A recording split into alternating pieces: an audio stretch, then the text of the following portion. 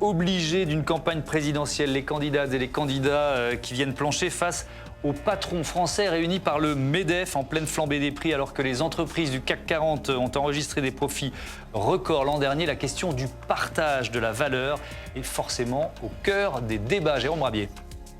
Ils sont venus parler aux adhérents du MEDEF, mais les candidats à la présidentielle présents ont aussi promis d'agir sur le pouvoir d'achat en augmentant les salaires. Un exercice parfois d'équilibriste pour ne pas froisser les patrons.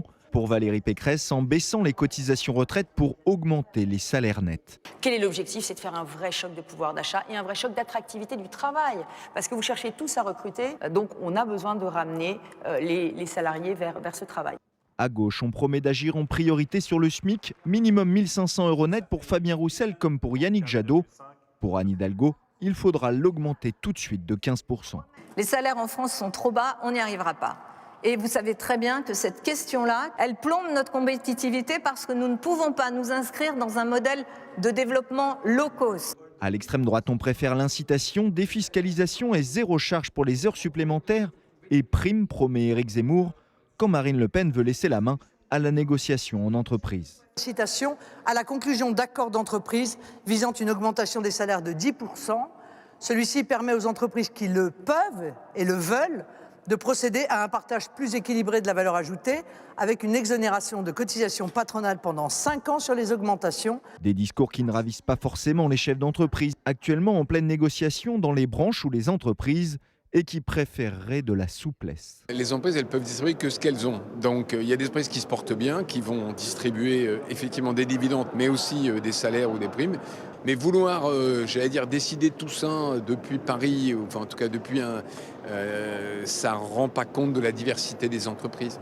Hors micro, plusieurs patrons confessent que les salaires pourraient augmenter dans certains secteurs en tension où il est difficile de recruter. La baisse du chômage plaçant aussi les salariés en position de force au moment de négocier.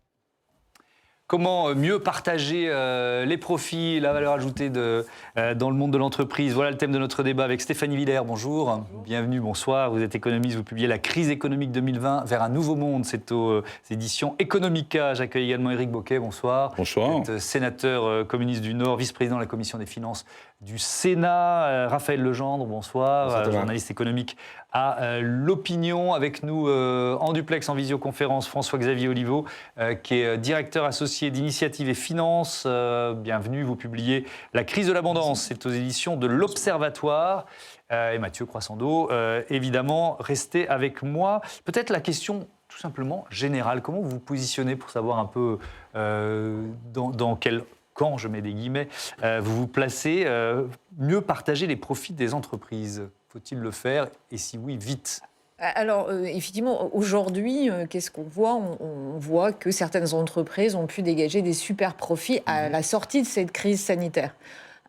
Or, en face, il y a eu tous ces travailleurs avec des emplois essentiels qui ont travaillé pendant toute cette longue période, pendant que les gens étaient confinés.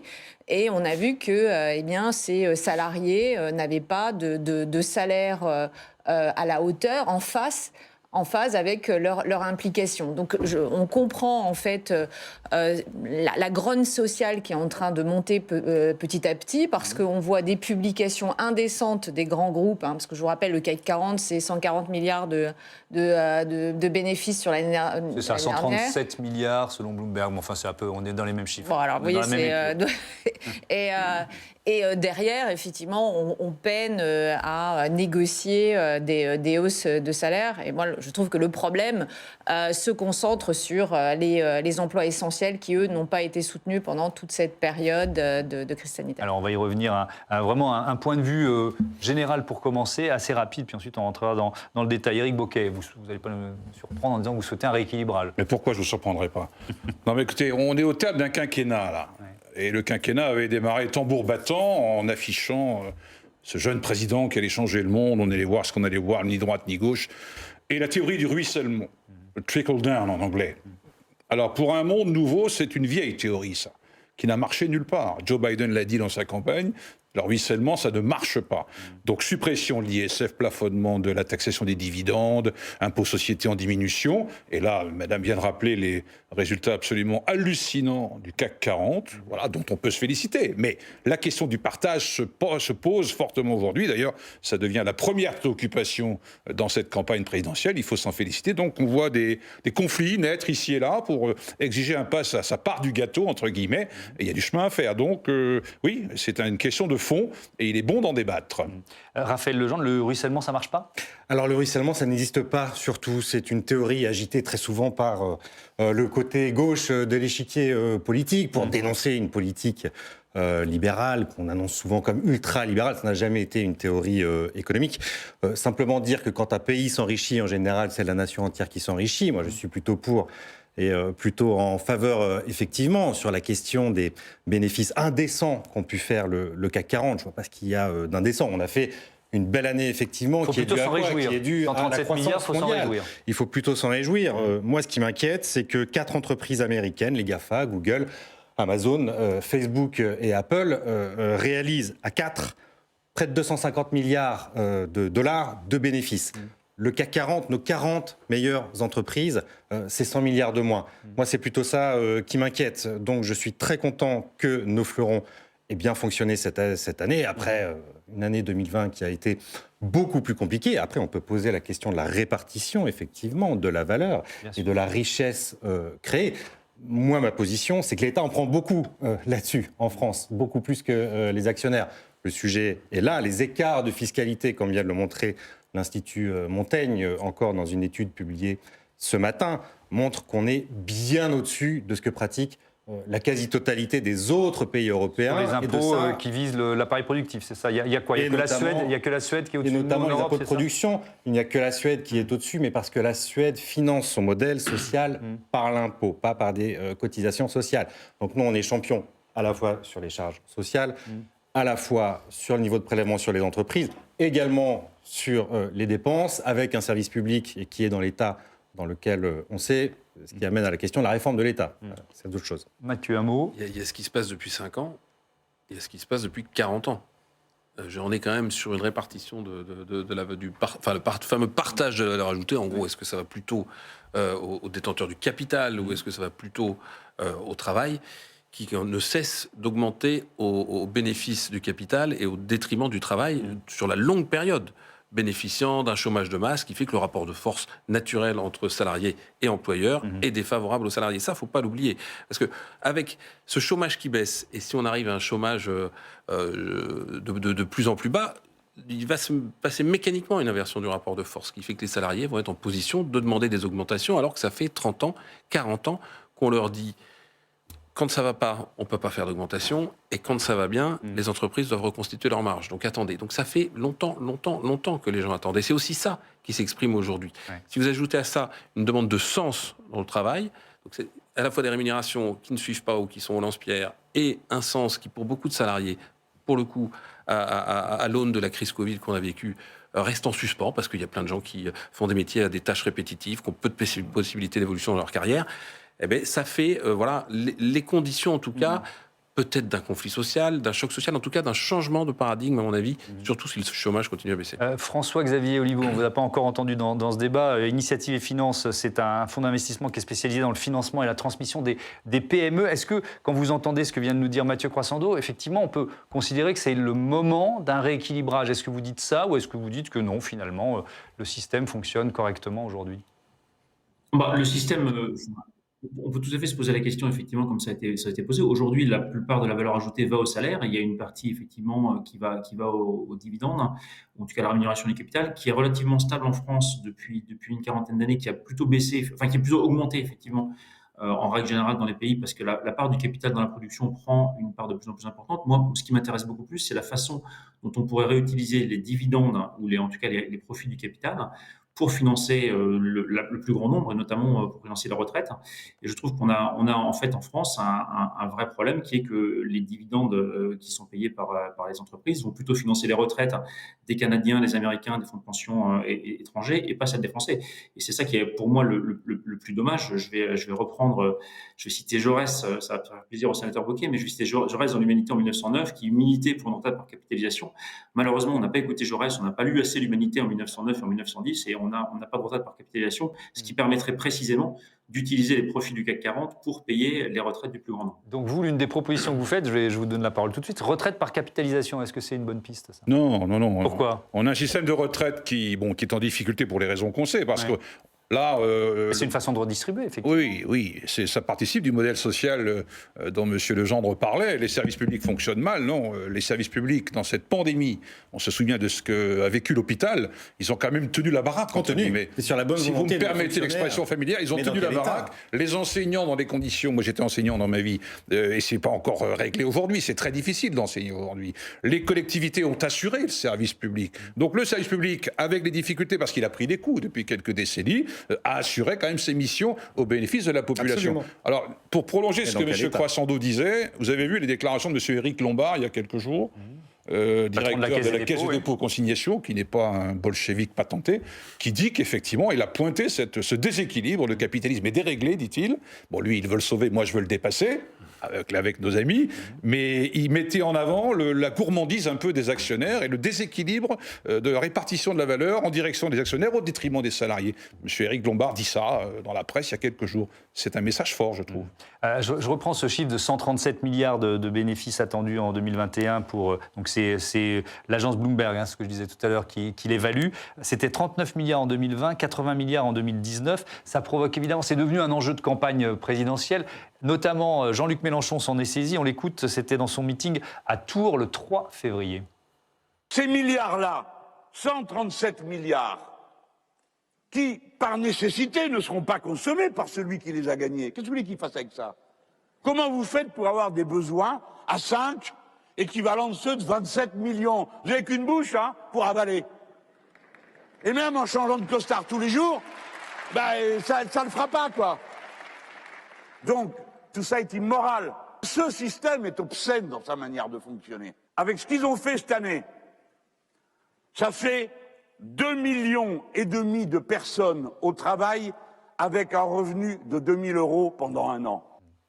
Alors, immoral et obscène, dit Jean-Luc Mélenchon. Dans sa démonstration, on a l'impression qu'il confond les profits des entreprises et les revenus des milliardaires, mais c'est vrai aussi que les plus grandes fortunes de France se sont enrichies pendant cette année 2021. Non, mais là où il soulève un vrai problème, c'est que, rappelons-nous, en 2020, l'économie a été mise sous cloche et a été pratiquement nationalisée. C'est-à-dire c'est l'État qui a pris en charge une partie du chiffre d'affaires, mais aussi les charges patronales, la totalité de ce qui pèse sur l'entreprise.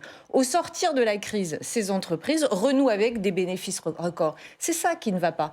On ne peut pas, en fait, demander à l'État parce que il faut savoir qu'on paye beaucoup d'impôts, mais là, notre crise, elle nous a coûté combien? Ça a coûté, en déficit cumulé sur les 2 dernières années, 2020-2021, 400 milliards d'euros. 400 milliards d'euros, ça n'a pas été aux salariés. Mais par contre, lorsqu'on dégage, le CAC 40 dégage 137 milliards de bénéfices, ça peut effectivement heurter ceux qui, effectivement, retrouvent leur emploi toujours payé au SMIC et avec des horaires qui sont complètement hallucinant, parce que moi je repense aux infirmières ou aides-soignantes d'Orpea et le directeur général d'Orpea. Enfin, je veux dire, c'est un très bon exemple. Les infirmières et les aides-soignants ont des salaires extrêmement faibles et le directeur d'Orpea qui a comme business model, parce que en fait les financiers ont pris le lead sur le modèle des entreprises. C'est-à-dire qu'ils veulent gonfler les bénéfices et la seule façon de gonfler les bénéfices, quand on n'a pas d'idée de développement, on réduit les coûts. Et quand on réduit les coûts, on baisse la masse salariale. Donc en fait, on est dans ce système qui aujourd'hui devient totalement bancal et qu'il faut absolument repenser. François-Xavier Oliveau, est-ce que les financiers ont pris le pouvoir ? Je suis d'accord. Je ne sais pas si la définition on peut le prévoir. Et ce qui est sûr, c'est que pour développer une entreprise et pour la faire croître, il y a d'autres leviers que la masse salariale. Et notamment, le capital investissement en France a démontré qu'il crée des emplois. Et notamment dans le tissu des entreprises de taille intermédiaire, qui est un élément absolument essentiel pour notre pays. Donc, ça reste une bonne nouvelle que les entreprises fassent des bénéfices. Après, la question, plus elles en feront d'ailleurs, plus elles pourront créer de l'emploi, plus elles pourront développer l'activité. Je vous fais également remarquer que l'évolution que vous avez mentionnée des bénéfices, 80 milliards en 2019, puis 39 en 2020, puis 137 en 2021, ça montre aussi que la variable d'ajustement, ce sont les bénéfices des entreprises. C'est-à-dire que les salaires ont été maintenus, mais les bénéfices, c'est aussi la partie qui est la partie risquée. Et c'est aussi la rémunération du risque des gens qui investissent. Donc, il y a un équilibre à trouver. On peut tout à fait discuter de comment cet équilibre est fait. Et d'ailleurs, il y a aujourd'hui des mécanismes qui permettent de beaucoup mieux partager la valeur avec les salariés sur des logiques d'intéressement, de participation. La loi Pacte a des choses très intéressantes qui sont mises en œuvre assez régulièrement par les investisseurs. Donc, il y a plein de mécanismes qui existent. Encore une fois, l'essentiel, c'est effectivement d'arriver à réfléchir les bénéfices des entreprises vers les différentes personnes et en tout cas de faire participer comme actionnaires d'ailleurs les salariés aussi aux résultats de leur entreprise et aux résultats de l'économie. Oui, on va y revenir à la question de la participation. Raphaël Legendre, je reste sur ces bénéfices records. Qui vont-ils enrichir en fait ? Si on devait faire la liste. D'abord et avant tout, les salariés. Je crois qu'il faut qu'on reprenne en fait dès le départ. Pourquoi on fait des profits records ? Elles n'ont volé personne, ces entreprises. Il se trouve que les entreprises du CAC 40 sont très internationalisées et que la croissance a été exceptionnelle tout autour de la planète en 2021, effectivement, après le confinement. On pourrait dire qu'elles abusent si leur taux de marge était exceptionnellement élevé. Le taux de marge moyen du CAC 40, il est inférieur à 15%. Celui d'Apple, par exemple, c'est 42%. Je ne vois aucun Français qui achète des iPhones hurler au scandale, bien qu'on pourrait, sur le prix, derrière Apple. C'est 3 fois le taux de marge moyen du CAC 40. Ensuite, qui sont les principaux bénéficiaires ? Alors, je n'ai pas de chiffres très récents, je m'en excuse, mais en 2016, l'Institut Molinari avait sorti une étude passionnante sur ce sujet. En 2016, les premiers et de très loin bénéficiaires, c'était les salariés qui encaissaient, si je puis dire, qui profitaient de 70% de la valeur créée par les entreprises du CAC 40, 240 milliards d'euros. En numéro 2 venait l'État. L'État avec ses impôts, c'était 66 milliards. Et en troisième position seulement, avec 9% de la valeur créée par les entreprises du CAC 40, venaient les actionnaires au travers des dividendes. Donc on voit qu'on n'est pas du tout dans un rapport déraisonnable. L'État touche 2 fois plus que ce que ne touchent les actionnaires, par exemple. Éric Bocquet, ces chiffres, oui, mais même s'ils datent un peu, ils sont assez édifiants quand même, quoi. Non, mais il y a quelque chose d'hallucinant. On est à 2 années de pandémie. Ouais. L'économie s'est arrêtée complètement en mars-avril 2020. Nous ne sommes pas revenus encore au PIB d'avant la pandémie, si je ne m'abuse. Donc on a ça comme situation. On l'a dépassé très légèrement. On a 8 millions de gens sous le seuil de pauvreté. On a le nombre d'allocataires RSA qui a augmenté, les restos du cœur, etc., etc. Vous connaissez ce tableau. Et de l'autre côté, les gens voient en ce moment les chiffres de distribution de dividendes s'étaler dans la presse. Total, 15 milliards d'euros. Enfin, c'est historique.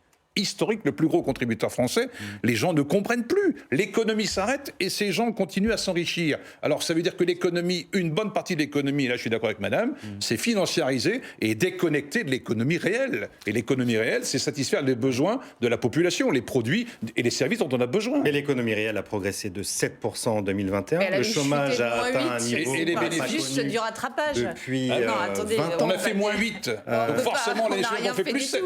C'est du rattrapage. Donc la puissance française ou la souveraineté française dépendrait d'un niveau moindre d'activité de ces entreprises, parce qu'il faut leur ramener encore une fois à l'activité qui est mondiale. Soyons clairs, ça n'est pas on ne remet pas en des cause entreprises françaises qui viennent voler des Français. La distribution des bénéfices, parce qu'effectivement, les actionnaires doivent être rémunérés sur le risque qu'ils prennent. Mais là, ils n'ont pris aucun risque, puisque sur l'année 2020, tout a été nationalisé.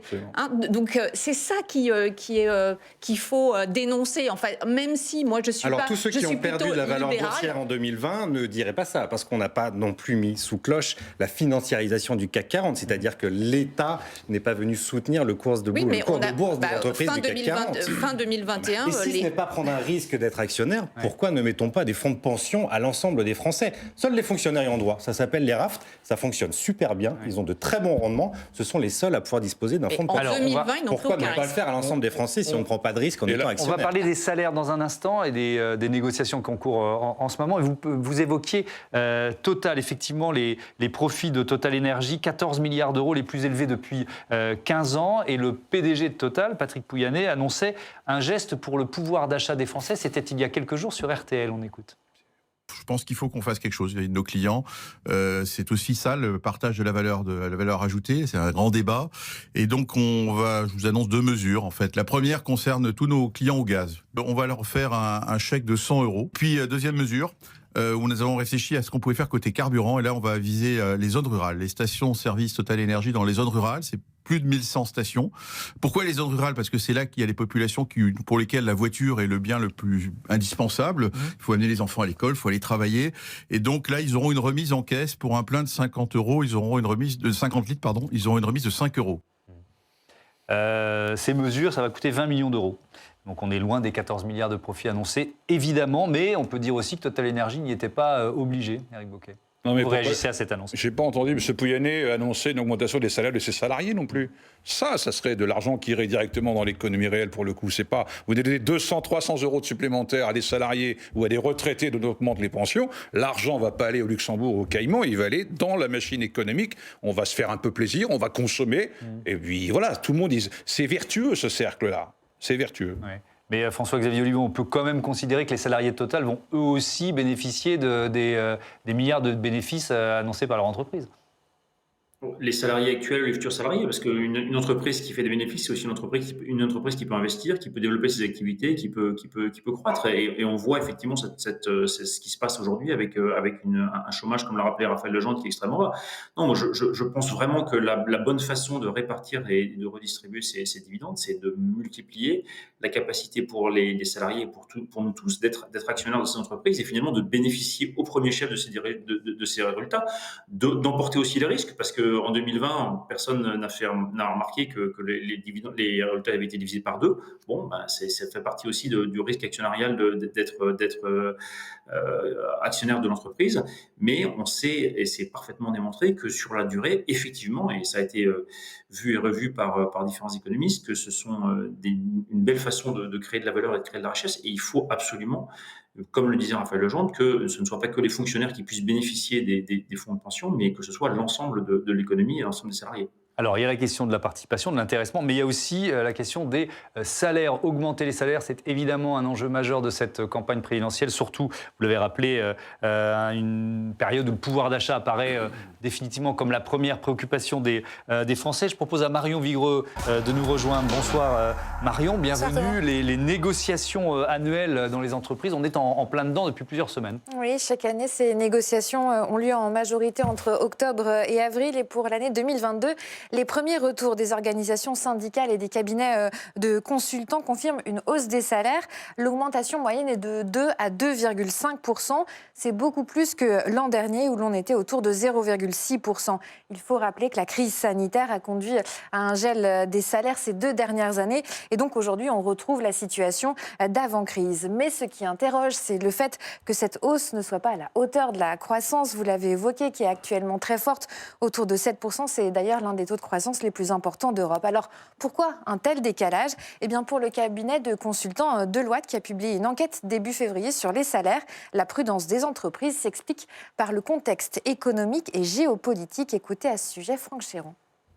Même si économiquement, on se rend compte que finalement, on est revenu sur des terrains de jeu qui étaient presque avant crise, on se rend compte qu'il y a quand même des phénomènes encore en tension. Alors, je peux prendre l'exemple des matières premières, on l'a vu avec le pétrole, mais on peut prendre aussi l'exemple des semi-conducteurs. Donc, il y a une tension sur pas mal d'éléments de production qui constituent des zones d'incertitude pour les entreprises. Et il y a aussi des conflits géopolitiques qui peuvent aussi constituer des zones d'incertitude pour les entreprises. L'autre problème, c'est que dans le même temps, l'inflation se poursuit. Elle pourrait atteindre les 3 à 3,5% au premier semestre 2022. Et pour Boris Plazzi du syndicat CGT, c'est un problème car les augmentations de salaire ne couvrent pas l'inflation et dégradent donc le pouvoir d'achat des Français. Et ce, d'autant que l'inflation touche des produits de première nécessité, des dépenses contraintes comme le carburant, l'alimentation ou l'énergie. Le 11 février dernier, le Premier ministre Jean Castex estimait qu'il y avait des marges d'amélioration en matière de salaire. Et pour la CGT, si l'inflation se poursuit, il faudra contraindre les entreprises à ouvrir ou rouvrir des négociations. Laurent Berger de la CFDT appelle, lui, le patronat à faire davantage d'efforts. Écoutez-le. Dans tout un tas d'entreprises, il y a eu des marges. Il y a eu des dividendes versés comme jamais dans l'année 2021, comme jamais. Et donc, ça veut dire qu'il y a eu de la richesse créée. Si on rend aux actionnaires, et ben maintenant, il faut rendre au travail. Ça veut dire aux travailleurs ce qui a été créé comme richesse. Et dans d'autres secteurs, on a structurellement eu des salaires beaucoup trop bas qui ne permettent pas aux salariés de vivre décemment. Et c'est ça sur lesquels il faut agir. Et nous, notre mobilisation aujourd'hui, c'est entreprise par entreprise, branche par branche, de mener ce rapport de force qui est quoi ? De la négociation. Oui. Et c'est vrai, et je le dis au patronat, s'ils ne veulent pas négocier dans certaines branches professionnelles, oui, il y aura de la conflictualité. Oui, ces conflits dont parle Laurent Berger, ils ont déjà commencé par. Oui, la fin de l'année 2021 et le début de l'année 2022 ont été marqués par plusieurs mouvements de grève dans les entreprises. Les organisations syndicales révèlent d'ailleurs n'avoir jamais vu autant de conflits autour des salaires. Il y a eu des grèves chez Leroy Merlin, Decathlon. En ce moment, il y en a dans le groupe Dassault, chez Total, Nestlé. Des menaces de débrayage touchent également le groupe Thales, mais aussi plusieurs enseignes de la grande distribution. Certaines négociations ont néanmoins abouti, comme dans l'hôtellerie-restauration, avec plus 16% d'augmentation de salaire et plus 5% dans les transports routiers de marchandises. Mais dans ces deux secteurs, cela faisait longtemps qu'une hausse des salaires était attendue. On est donc ici davantage sur un rattrapage que sur une réévaluation. Rattrapage qui est aussi lié au fait que dans ces métiers, on peine à recruter. Le salaire redevient donc un levier d'attractivité. Pour rappel, le secteur de l'hôtellerie-restauration a perdu en un an 230 000 salariés. Merci Marion pour lancer donc effectivement le chapitre hausse de salaire dans ce débat. Stéphanie Villers, on entendait tout à l'heure dans le reportage d'ouverture de notre débat Geoffroy Roux de Bézieux, le président du MEDEF, dire les entreprises ne peuvent distribuer que ce qu'elles ont.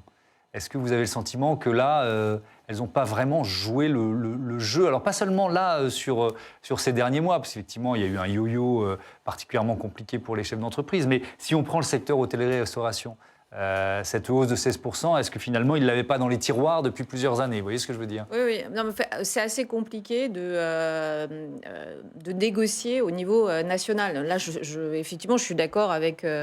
le président du MEDEF, si une entreprise ne dégage pas des bénéfices, elle ne peut pas augmenter les salaires. Pour autant, en fait, on fait face aujourd'hui à une augmentation réelle de l'inflation. Donc, si on ne veut pas détruire du pouvoir d'achat qui a été durement gagné ces 5 dernières années, il faut penser à compenser la hausse des prix à la fois des matières premières et de l'alimentation par une petite hausse globale. Mais je pense que je reviens à mon idée de départ. En fait, il y a certains niveaux de salaire dans certains secteurs qui restent totalement indécents par rapport à ce qu'un financier est capable de dégager en contraignant sa masse salariale. C'est plutôt en fait à ce niveau-là que les choses se jouent, parce que l'inflation aujourd'hui, elle est effectivement très élevée, de l'ordre de 3,5%. Elle est beaucoup moins élevée d'ailleurs que dans d'autres pays. Donc à la rigueur, on est un bon élève dans ce domaine-là. Pour autant, en fait, cette inflation, elle s'explique par la hausse des prix des matières premières et des problèmes d'approvisionnement, parce qu'on est sorti de la crise d'un coup. Mais est-ce que ça va être durable ? Est-ce que la hausse des prix des matières premières va être durable ?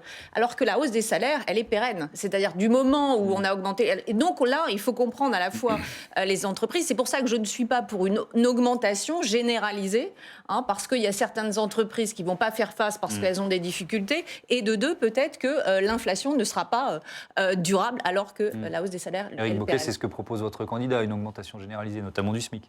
Oui, il propose le ruissellement, comme vous l'avez noté.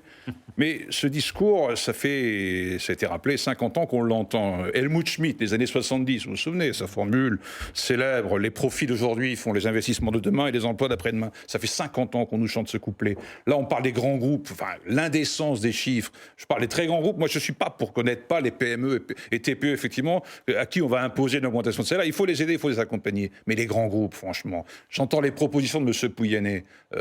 5 € et une prime de 100.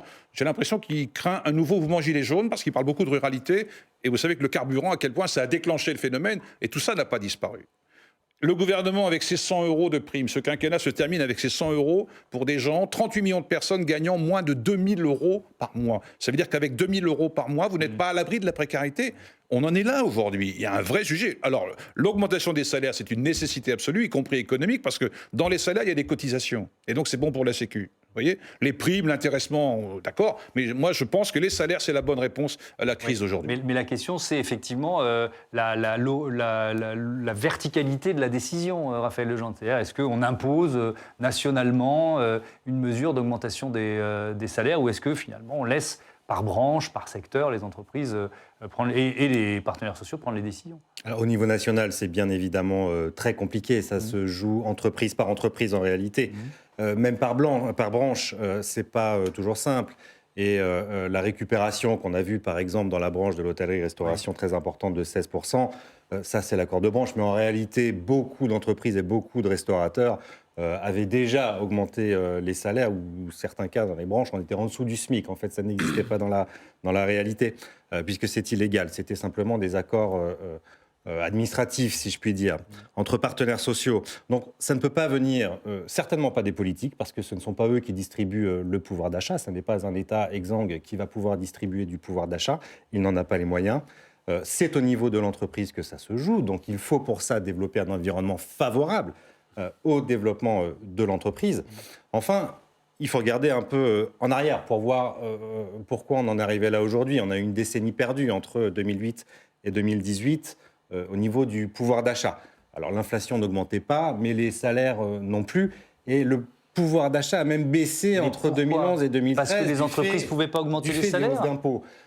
Parce qu'elles ont fait preuve de mauvaise volonté. Parce que la croissance et l'inflation étaient atones, parce qu'on a eu vraiment une décennie perdue après la crise financière de 2008, parce que les bonnes solutions n'ont pas été prises en 2008, comme elles ont pu être prises ici avec le chômage partiel. Je pense notamment au chômage partiel et la protection de l'appareil productif qui fait qu'on peut repartir fort aujourd'hui. Mais depuis 2016-2017, on assiste quand même à une hausse des salaires. Le pouvoir d'achat repart. Il n'est pas perçu dans l'opinion publique, c'est très clair. Il est dans les chiffres macroéconomiques. On ne va pas pouvoir distribuer du pouvoir d'achat aussi très fortement, en tout cas, à des gens dont la valeur ajoutée, le travail a peu de valeur ajoutée. Économiquement, ça ne tient pas la route. Le sujet là-dessous, c'est la formation des Français. C'est là-dessus qu'il faut travailler. Avant de dire arrosons tout le monde, il faut surtout qu'on monte en compétence les actifs qui ont le plus besoin. Et là, il y a un véritable chantier, d'autant plus important que là, si on regarde vers l'avenir, il faut se dire très clairement que nous sommes en train de rentrer dans un monde où la vie va coûter cher notamment du fait de la transition énergétique qui va coûter une fortune. Il faut se le dire, ce ne sera pas une transition joyeuse. Il y a donc de grands chantiers à mettre en place pour les 10, 20, 30 prochaines années, des chantiers dont on ne parle pas beaucoup. Et augmenter le niveau de compétence, je pense, est la clé de l'augmentation de la rémunération pour la suite. Mathieu Croissant, un mot, et après je vous donne la parole. Je pense qu'il y a une part du discours des employeurs qui est démonétisée parce que ce gel des salaires ou cette maigre augmentation des salaires, elle n'a pas concerné tous les salariés, à commencer par les dirigeants. Alors on parle évidemment des grands groupes, il n'y a pas les patrons, c'est pas un groupe uniforme, et les entreprises, c'est pas un groupe uniforme. Mais l'écart entre le salaire minimum et le plus haut salaire dans les années 80, on était plutôt sur des registres de 1 à 40, on est plutôt aujourd'hui sur du 1 à 400. Donc quand Jean-Luc Mélenchon il fait de la politique, quand il parle de cette bouche qui peut pas, on n'a qu'une bouche à nourrir et qu'est-ce qu'on va faire de ces 137 milliards, mais ça pose quand même une question sur leur rapport à l'argent et sur la déconnexion du réel que vous souligniez tout à l'heure. Moi, il me revient toujours un exemple, c'est il y a 10 ans, quelqu'un qui s'appelle Philippe Varin, qui dirigeait le groupe PSA, a renoncé à une retraite chapeau de 21 millions d'euros en une après-midi. Parce que ça faisait un tollé. Qui renonce à 21 millions ? Ça prouve bien qu'on est dans un truc qui n'a plus de sens. Il y a des gens qui braquent des caisses de supermarché pour 100 euros. Enfin, c'est juste quand on est capable de renoncer en une après-midi à 21 millions d'euros, c'est bien qu'on est sur de la symbolique. On n'est pas, évidemment pas sur du matériel, on n'est pas sur du quotidien, on est sur complètement autre chose. Alors ça fait toujours démagogique, paraît-il, de dire ça. Mais les rémunérations n'ont pas toutes vécu la même histoire depuis 40 ans. Alors, donc c'est aussi ça que je voulais... Et ça repose la question de l'interventionnisme de l'État. Éric Bocquet, est-ce qu'il faut réduire l'écart entre le salaire le plus bas dans une entreprise et le salaire le plus élevé? Nous, on est favorable à une grille qui serait de l'ordre de 1 à 20, par exemple. Oui, parce que là, on atteint... Il n'y a pas de limite vers le haut, quoi. Il n'y a aucune limite vers le haut. C'est complètement hallucinant. Et à quoi ça sert? Et ça ne sert pas l'économie. Vous dites, l'État peut pas tout seul décider des choses. Mais si vous augmentez les salaires des 23 millions de salariés en France, ça va générer de l'impôt sur le revenu. Ça va générer de la consommation, la TVA, qui est la ressource principale du budget de l'État. Donc c'est vertueux, encore une fois. C'est de l'argent investi pour relancer la machine budgétaire. Je donne la parole à François-Xavier Oliveau sur l'écart de salaire. Réduire l'écart de 1 à 20, ce que vient de proposer Éric Bocquet. Qu'est-ce que vous en pensez? Quel effet ça pourrait avoir? Pour moi, les salaires doivent être fixés dans les entreprises et c'est exactement ce que disait Raphaël Legendre. Ce qui est pertinent, c'est la négociation au plus près du terrain parce qu'en fonction des différentes contraintes de compétitivité de l'entreprise, en fonction de sa concurrence, en fonction de ce qu'elle peut faire, en fonction de ce qu'elle va investir dans le personnel, parce qu'il y a, dans les ressources humaines plutôt, parce qu'il y a vraiment une question de compétitivité de l'entreprise qui se fonde sur des gens motivés et des gens qui ont envie de travailler. Donc le levier d'augmentation des salaires, c'est aussi un levier de management essentiel. Et moi, en tant qu'ancien dirigeant, je veux dire, c'est quelque chose que j'ai beaucoup utilisé. Donc il y a une vraie logique à augmenter les salaires pour le bien de l'entreprise. Il ne faut pas caricaturer en disant mais c'est en réduisant les salaires qu'on va améliorer la rentabilité. C'est complètement faux et c'est une énorme bêtise en tout cas d'interpréter les salaires comme ça. Moi je suis pour éventuellement, et d'ailleurs c'est le cas aujourd'hui, une redistribution a posteriori parce qu'effectivement vous parlez de salaires très élevés, la réalité c'est qu'avec les taux de cotisation sociale et les taux d'imposition sur ces salaires, la plus grande partie revient en réalité à l'État et donc à nous tous.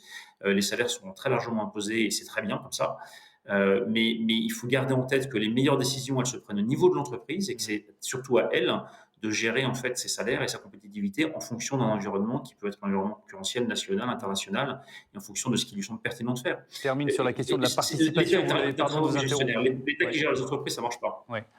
La participation, pour terminer, il nous reste 3 minutes. 9 300 000 salariés du privé qui en bénéficient aujourd'hui, participation, intéressement au plan d'épargne salariale. Sur 19 millions, c'est la DARES qui nous donne ces chiffres. Stéphanie Villiers, est-ce qu'il faut changer la loi pour... accélérer la participation on est à moins de la moitié là. En fait, on a déjà essayé, le gouvernement a déjà essayé avec la loi Pacte qui tentait de moderniser et d'élargir ce mécanisme. Et là, aujourd'hui, on peut imaginer qu'avec ces surprofits, les entreprises sont en capacité de gonfler la participation et l'intéressement des salariés. Mais là aussi, ça ne concerne qu'une petite partie des entreprises, parce que je vous rappelle que les petites entreprises distribuent très peu par ce mécanisme-là. Donc c'est aussi... Elles y ont droit, il n'y a pas de seuil. En dessous de 50 salariés, il n'y a pas d'obligation, en fait. Mais voilà, petit à petit, c'est des changements de mentalité qui mettent énormément de temps, beaucoup plus de temps que dans les pays anglo-saxons, mais qui permet en quelque sorte une forme de rééquilibrage et qui donne accès, les salariés ont accès aux bénéfices grâce à cette mécanique. Mais Raphaël Legendre, et on l'a évoqué, avec peut-être l'inversion du marché, du chômage en France, cette logique-là, c'est un moyen de fidéliser les salariés, tout simplement, soit de les faire venir, soit de les garder. Absolument, et ça donc ça ne peut que se développer. C'est absolument majeur quand même. Il faut bien rappeler que ce chômage qui est en baisse, et enfin on parle de plein emploi en France, on est l'un des derniers grands pays européens à ne plus être au plein emploi. Oui, on s'y approche et on peut imaginer qu'avec la courbe démographique, d'ici 50, c'est pas fou comme objectif. Moi j'ai 40 ans, je n'ai vécu qu'avec du chômage de masse. Je l'ai toujours entendu toute ma vie. Pour la première fois, je peux me dire que dans 5 ans, l'objectif peut être un objectif de plein emploi en France. Ça va bouleverser les rapports de force au sein de l'entreprise, ça. Parce qu'effectivement, quand vous avez une armée de réserve de 4, 5, 6 millions de chômeurs derrière, l'employeur est en rapport de force. Ça n'est plus ce qui se passe aujourd'hui et la participation sera un moyen parmi d'autres d'attirer les jeunes talents notamment. Mais quand vous voyez ce qui se passe aujourd'hui au sein de l'entreprise, pour attirer ces jeunes, c'est absolument incroyable. Au niveau de l'organisation hiérarchique, au niveau des libertés données, au niveau du télétravail qui est maintenant absolument obligatoire. Si vous n'offrez plus de télétravail à vos salariés pour, encore une fois, les métiers où on peut télétravailler, vous n'aurez personne. Donc tout ça est en train de changer et de changer très vite. Merci beaucoup, merci à tous. Stéphanie Villers, La crise économique 2020 vers un nouveau monde, c'est aux éditions Economica. Et François-Xavier Oliveau, votre livre La crise de l'abondance aux éditions de l'Observatoire. Merci à tous d'avoir participé à ce débat. Je vous dis à demain, évidemment. Et sur notre antenne, ne ratez pas l'invité d'Oriane Mancini dans Bonjour chez vous. Demain, c'est Olivia Grégoire, secrétaire d'État auprès du ministre de l'économie, chargé de l'économie sociale, solidaire et responsable. Ça peut être une piste à suivre, l'économie sociale et solidaire. Bonne soirée.